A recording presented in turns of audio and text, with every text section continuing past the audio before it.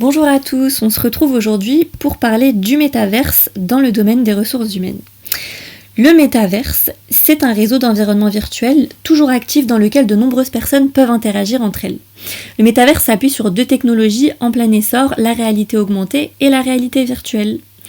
Le métaverse, c'est une nouvelle façon de travailler. Dans le domaine des ressources humaines, c'est un nouveau moyen de recrutement qui peut être proposé aux candidats.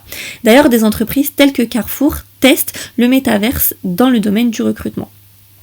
C'est aussi un moyen de proposer de l'onboarding pour accueillir les nouveaux arrivants dans une entreprise. Ça peut aussi être un nouveau moyen de former les collaborateurs. Alors qu'en pensez-vous ? Y a-t-il des avantages ou bien des inconvénients à cette nouvelle méthode ?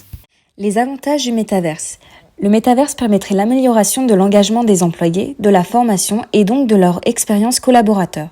Il permettrait une plus grande autonomie et les entretiens et les formations seraient plus personnalisables.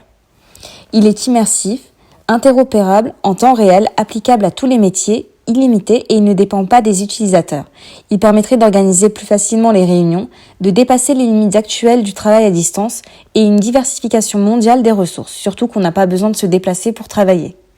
Il permettrait l'opportunité de se former avec des mentors renommés qu'on ne pourrait pas avoir sinon. Et il pourrait éviter la discrimination physique au niveau des entretiens d'embauche et rendrait l'entreprise plus attractive pour les talents.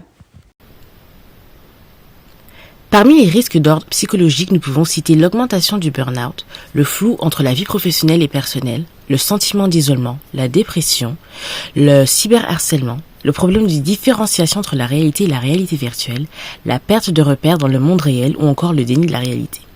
Parmi les risques d'ordre physique, nous pouvons citer la fatigue et la sécheresse oculaire, les troubles de l'équilibre causés par une immersion trop longue ou encore l'impossibilité de porter le casque de réalité virtuelle pour les personnes atteintes de certaines pathologies comme l'épilepsie.